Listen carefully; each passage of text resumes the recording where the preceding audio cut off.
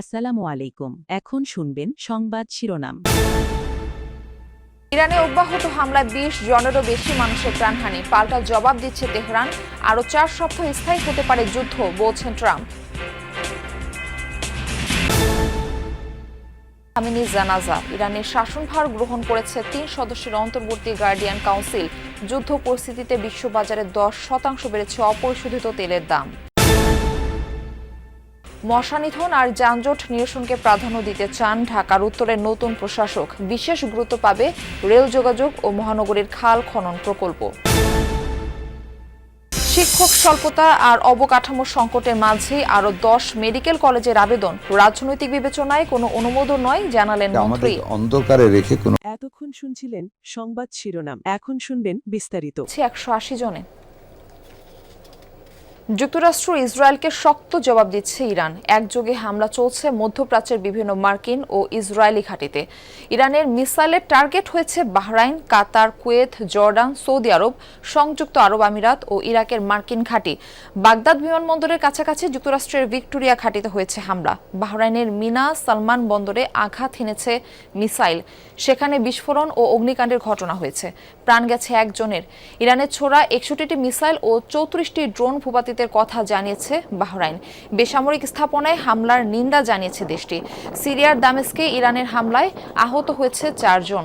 এদিকে লেবানন থেকে ইসরায়েলকে লক্ষ্য করে রকেট ছুড়েছে হিজবুল্লাহ গোষ্ঠী। জানিয়েছে হাইফা বন্দর টার্গেট করে হামলা চালিয়েছে তারা। রকেট ভূপাতিতের দাবি করেছে তেল আবিব। কোনো ক্ষয়ক্ষতি হয়নি বলেও দাবি দেশটির।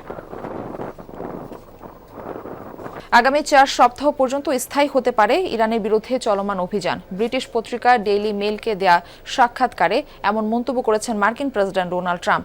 জানান, এখন পর্যন্ত হামলার ফলাফলে বিস্মিত নন তিনি। ইরানের হামলায় মার্কিন সেনা হতাহতের বিষয়ে ট্রাম্পের দাবি, তার দ্বিতীয় মেয়াদে এটি প্রথম হতাহতের ঘটনা। ইরানের শাসনভার গ্রহণ করেছে অন্তর্বর্তীকালীন কাউন্সিল। সংবিধান অনুযায়ী পরবর্তী সর্বোচ্চ নেতা নির্বাচিত না হওয়া পর্যন্ত রাষ্ট্রীয় কাজ পরিচালনা করবে এই পরিষদ। ৩ সদস্যের কাউন্সিলে রয়েছেন প্রেসিডেন্ট মাসুদ পেজেশকিয়ান, প্রধান বিচারপতি গোলাম হোসেন মোহসেনি এবং ধর্মীয় নেতা আহমদ আলী আরাফি। অন্তর্বর্তী কাউন্সিলের নেতৃত্বে পরবর্তী সর্বোচ্চ নেতা নির্বাচনের কাজ চলবে। এদিকে ইরানের প্রয়াত সর্বোচ্চ ধর্মীয় নেতার জানাজা আজ অনুষ্ঠিত হওয়ার কথা রয়েছে। তেহরান বিশ্ববিদ্যালয় প্রাঙ্গণে জানাজা অনুষ্ঠিত হওয়ার কথা রয়েছে।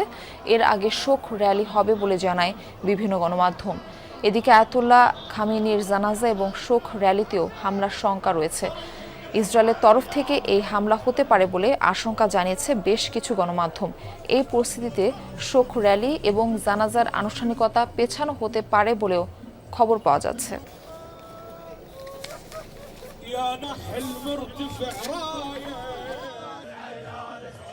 চরম দারিদ্রতার সাথে লড়াই করে ছোটবেলা কেটেছে আয়াতুল্লাহ আলী খামেনির। ইরানের গার্ডিয়ান কাউন্সিলের প্রধান এবং বিশ্ব মুসলিমের মাঝে প্রভাব বিস্তারকারী অন্যতম প্রধান এই নেতার ছেলেবেলায় বেশিরভাগ দিনই কেটেছে না খেয়ে। শারীরিক দুর্বলতার কারণে অল্প বয়স থেকেই দৃষ্টিশক্তি ছিল ক্ষীণ। তবে তুখোড় মেধাবী খামেনির পথ চলা থেমে থাকেনি কোনো বাধার কাছে। শিক্ষাক্ষেত্রের প্রতিটি পর্যায়ে রেখেছেন মেধার স্বাক্ষর। একদিকে অস্ত্র হাতে যেমন লড়াই করেছেন, অন্যদিকে লিখেছেন কবিতাও। ইরানের উত্তর পূর্বাঞ্চলীয় শহর মাসহাদের একটি ধর্মীয় পরিবারে ১৯৩৯ সালে জন্ম আলী খামেনির। সর্বোচ্চ ধর্মীয় নেতার আত্মজীবনীতে উঠে এসেছে তার ছোটবেলার সব স্মৃতি। খামেনির বাবা ছিলেন একজন শিয়া স্কলার, তবে শৈশবে মায়ের কাছেই কোরআন হাদিস সহ ইসলাম ধর্মের গুরুত্বপূর্ণ বিষয়ে প্রাথমিক জ্ঞান লাভ খামেনির। অভাবের সংসারে তাকে এবং তার পরিবারের অন্য সদস্যদের প্রায়ই ক্ষুধার্ত অবস্থায় ঘুমাতে যেতে হতো। এছাড়া মলিন এবং পুরনো পোশাকের জন্য শৈশবে মাদ্রাসার সহপাঠীরা কটাক্ষ করত খামেনিকে। ধীরে ধীরে তার মেধার বিকাশ ঘটতে থাকে। ঢাকার মশক নিধনে ওষুধের পাশাপাশি খাল খননকে বিশেষ গুরুত্ব দিতে চান উত্তরের প্রশাসক। সে সাথে ড্রোন ও নর্দমা পরিষ্কারে দৃশ্যমান উন্নতি করতে চান তিনি। বলেন, কেবল মশার ওষুধ ছিটিয়ে ঢাকাবাসীকে স্বস্তিতে রাখা সম্ভব নয়। যমুনা টেলিভিশন দেখতে এসে এসব পরিকল্পনার কথা জানান ঢাকা উত্তর সিটি কর্পোরেশনের প্রশাসক মোহাম্মদ শফিকুল ইসলাম খান। বলেন, যানজট নিরসনে প্রধানমন্ত্রীর পরামর্শ বাস্তবায়ন করতে চান তিনি। ক্ষমতায় আসার পর ৬ সিটি কর্পোরেশনে প্রশাসক দিয়েছে বিএনপি সরকার। এর মধ্যে ঢাকা উত্তর সিটির দায়িত্ব পেয়েছেন শফিকুল ইসলাম খান মিল্টন।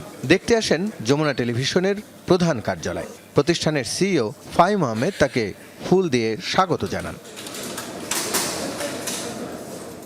পরে টেলিভিশনের বিভিন্ন বিভাগ ঘুরে দেখেন শফিকুল ইসলাম, কথা বলেন গণমাধ্যম কর্মীদের সাথে। ঢাকা উত্তরের নাগরিক সেবা নিয়ে তার নানান পরিকল্পনার কথাও জানান তিনি। বলেন নগরীর যানজট নিরসনে তার পরিকল্পনার কথা। দীর্ঘমেয়াদী মনোরেলের পাশাপাশি রয়েছে স্বল্পমেয়াদী ব্যবস্থার ভাবনাও। মনোরেলের একটা বিষয় আছে, হ্যাঁ, এটা মাননীয় প্রধানমন্ত্রী আমাকে পরামর্শ দিয়েছেন, সেটা নিয়ে আমি কাজ করছি। চায়না একটা কোম্পানির সাথে এই বিষয়ে একটু আংশিক কথা হয়েছে। আমরা আশা করছি আগামী 7-8 দিন পরে আনুষ্ঠানিকভাবে তাদের সাথে এই বিষয়ে কথা বলতে। এত বছরেও ঢাকায় এডিস মশার উপদ্রব খুব একটা কমানো যায়নি। মশাবাহিত ডেঙ্গু সহ অন্যান্য রোগের বিস্তারও ঠেকানো যায়নি। নতুন প্রশাসক জানান, কেবল ঔষধ ছিটানোয় সীমাবদ্ধ থাকবে না তার প্রশাসন।